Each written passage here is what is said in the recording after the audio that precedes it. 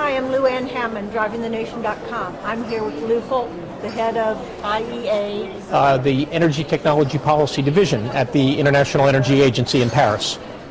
What are the number of cars on the road today? Well, worldwide, it's probably around 750 million cars, or light-duty vehicles, including SUVs, but passenger cars.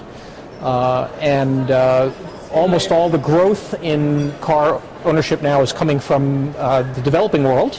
The emerging countries. The emerging countries. The United States is pretty saturated. Pretty saturated, yeah. How many cars, light-duty vehicles, will we see by 2050? By 2050, so in about 40 more years, if you look at the projections of population and income growth, it's reasonable to think that the total number of cars will possibly triple. So we think over 2 billion, something like, in our base projection, it's about 2.3 billion cars by 2050.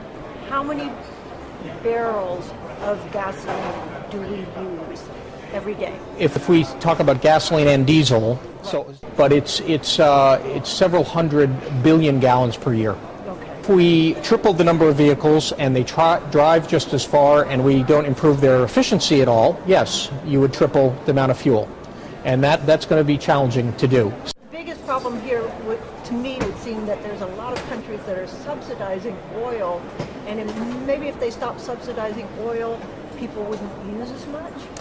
That is certainly part of it, and the IEA has done an ongoing research on how much fuel subsidies are occurring in countries around the world, and it's pretty high. It's just for oil, it's a couple of $100 billion a year, where countries are keeping the price of gasoline and diesel below the market, what would be the market price. And if they would remove those subsidies, yes, the fuel would get more expensive, and we would at least slow down the increase in fuel use.